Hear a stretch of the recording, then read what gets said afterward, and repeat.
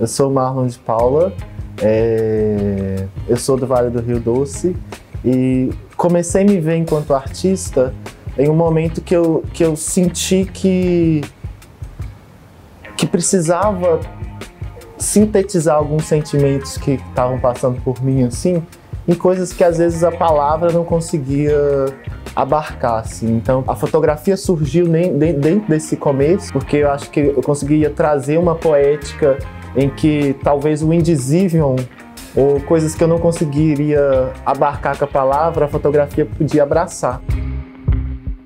Eu sou formado em uma área que não é das artes. Eu sou formado em comunicação social na Universidade Federal de São João del Rei e fico muito feliz de ter uma formação que não foi tão direcionada às artes, assim. Eu tive que encontrar as artes no meio do caminho, ou ela me encontrou, porque eu acho que nessa formação que eu tive em jornalismo em São João del Rei, me possibilitou a ter uma formação humana, antropológica, sociológica que a comunicação me trouxe, assim, e que hoje eu utilizo muito, assim, no meu processo. Quando estava no primeiro período, assim, nos primeiros períodos de jornalismo, eu estava num coletivo chamado Coletivo Sem Eira Nem Beira, e esse coletivo recebeu uma proposta de trabalhar dentro de uma residência com o Pedro Mota, que é um artista super reconhecido, com um trabalho incrível. O Pedro Mota e o Daniel Perini, que é um produtor cultural, e a gente participou desse processo de residência. Além dele possibilitar esse processo de residência, ele convidou dois grandes nomes da fotografia, que era o Miguel Chicaoca, que tem um projeto de muito tempo chamado Foto Ativa no Pará, e o Eustáquio Neves, que é um grande nome da fotografia mundial, né? Fotógrafo de Diamantina, que tem uma importância, assim, na história da arte contemporânea, principalmente na fotografia, que são importantíssimos. E aí, esse privilégio que eu tive de começar a entender o que é a fotografia, quais são os alcances e as possibilidades que a fotografia poderia fornecer, nesse início, com esses grandes nomes, produziu implosões, assim, e reconstruções de entender que a fotografia poderia ser mais do que o que estava sendo me apresentado, pensando no fotojornalismo ou no fotodocumentarismo. As linguagens que eu trabalho ultimamente são fotografia, vídeo, performance e instalação. Essas linguagens, principalmente a fotografia, que foi a que comecei, ela se deu muito num processo de solidão mesmo. Tipo, dentro de um momento em que me via que eu precisava construir algo, né? Construir uma poética, uma linguagem. Eu andava com uma câmera fotográfica, eu tinha conseguido comprar uma câmera fotográfica e saí andando com essa câmera fotográfica para vários lugares de São João del Rei com um tripé. E aí começava no processo de autodocumentação, de uma autorrepresentação, né? E aí, já trabalhando a performance e aí juntando a fotografia com a performance, e hoje as pessoas pensam nessa linguagem que é a foto-performance, eu comecei a me aventurar muito e produzir muito dentro dessa linguagem da foto-performance. Depois eu fui para o vídeo, porque eu acho que a performance também, por ter essa dramaturgia corporal, ela também tem uma relação com o movimento.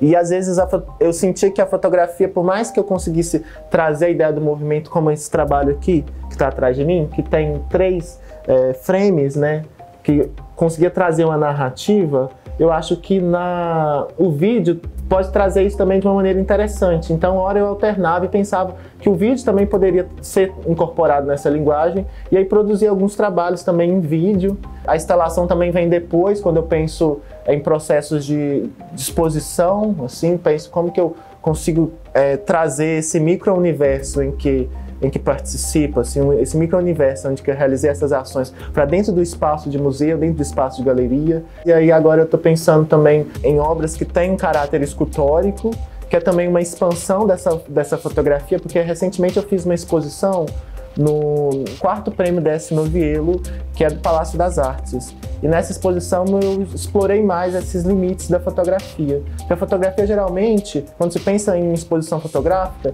você pensa numa fotografia bidimensional. Você vê uma imagem impressa sobre um papel ou sobre um tecido.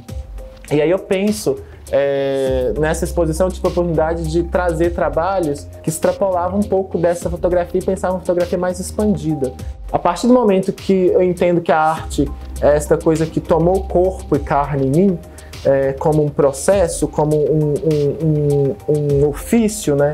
E mais do que um ofício, como uma forma de viver, um modo de viver neste mundo e de responder a este mundo, a questões deste mundo, eu penso no que eu quero trabalhar e depois penso no suporte.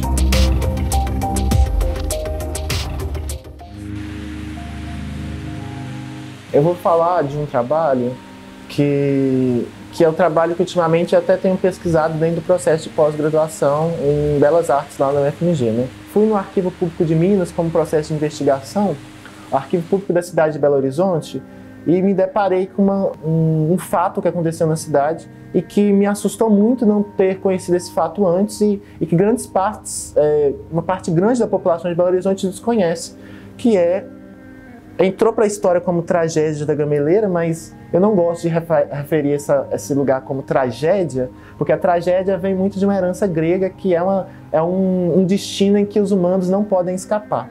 E a tragédia da Gameleira não é uma tragédia, é um desastre, porque ela foi causada pela mão humana, né? Porque a tragédia foi o desabamento de um parque de exposição projetado pelo Niemeyer em 1971, que desabou sobre 512 operários. 512 operários. Isso é um marco importantíssimo para não ser esquecido. Mas, pensando no contexto sócio-histórico da época, que era a ditadura militar, esse acontecimento ficou esquecido e ainda é esquecido. Produzi um trabalho chamado justiçamento. O justiçamento, eu brinco com essa palavra porque justiçamento é uma palavra utilizada durante a guerrilha armada, no período da ditadura militar, em que grupos de guerrilha armada faziam seu justiçamento paralelo às leis do Estado. Eu sequestro monumentos da paisagem urbana de Belo Horizonte. A primeira ação foi disparada com o sequestro de uma das torres do conjunto habitacional JK, que é um marco assim, importante na cidade, porque ele foi construído pelo Niemeyer, também pelo Niemeyer, então aí também tem uma relação narrativa importante com o trabalho. E retiro digitalmente da fotografia esse monumento e deixo só as pilastras deste monumento e imprimo várias imagens desse e colo em lambes pela cidade. Eu venho de uma cidade do Vale do Rio Doce, que é uma das primeiras cidades assim, que o Rio Doce nasce próximo à zona da mata e vai subir na região do Vale do Rio Doce. E eu vim de Córrego Novo e este lugar de onde eu vim assim, ele é fundamental no meu trabalho porque ele me conecta assim, com questões e elementos que são fundamentais e fulcrais assim, no meu trabalho, que é a terra, que é pensar na terra como uma promessa. Essa ideia de justiça e terra, eles são assim, dois polos que geram tensões muito grandes no meu trabalho e que busco trazer assim, em cada trabalho, em cada coisa que eu realizo, porque são muito importantes. Assim. Que nem esse trabalho que eu estava falando de justiçamento, pensando na justiça, mas os outros trabalhos que eu faço também, por exemplo, o Terra Vinga, é um trabalho que eu reúno uma série de outros trabalhos que eu tinha feito, que é uma exposição, Terra Vinga, em que eu discuto questões ligadas a um processo que é o processo de exploração mineral da terra nessa região que é São João del Rei, que eu acho que o Terra Vinga foi mostrar que existe gente produzindo arte no interior.